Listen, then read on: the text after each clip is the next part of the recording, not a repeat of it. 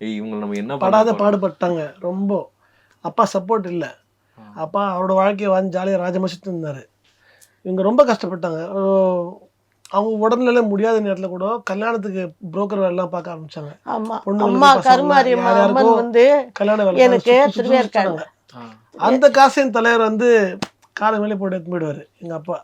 So வேற level. என்கிட்ட தான் கொடுத்துக்கிட்டு இருந்தான் காசை கச்சேரிக்கு போயிட்டு வந்து. இவர் இந்த கிளப்புக்கு போகிற பழக்கம் அவருக்கு. அவரே மொத்தமாக வச்சுருந்தாரு, 2 கிளப்பு வச்சு நடத்திக்கிட்டு இருந்தார். ம். வச்சு நல்லா சம்பாரிச்சாரு. அப்புறம் எல்லாத்தையும் அதிலே தான் விட்டாங்க. அது போச்சு அவருக்கு. அவர் எல்லாமே எப்படி என் ராசாவதான் படத்தில் வந்த ராஜ்கிரண் தான் எங்கள் அப்பா. அவரு எந்த மாசு. அதாவது கெட்ட மாசா வழியில அவருக்கு. சம்பாதிக்கிறது தங்காது இல்லையா, அது ஆமா. அப்படியே போச்சு. ஆமா. அது இவன் சம்பாரிச்சு கஷ்டப்பட்டு இவன் கடவுளுக்காக கடவுள் முன்னால கஷ்டப்பட்டு சத்தியத்துக்காக சம்பாரிச்சுட்டு வர்ற காசை என்கிட்ட கொடுப்பான் என் பிள்ளை. சந்தோஷமா வாங்கி பீரோவில் வைப்பேன். மாதிரி குடும்பாரு. ம். கொடுக்கலைன்னா பிரச்சனை பெருசாயிரும். ம். சரி கொடுத்துருவேன்.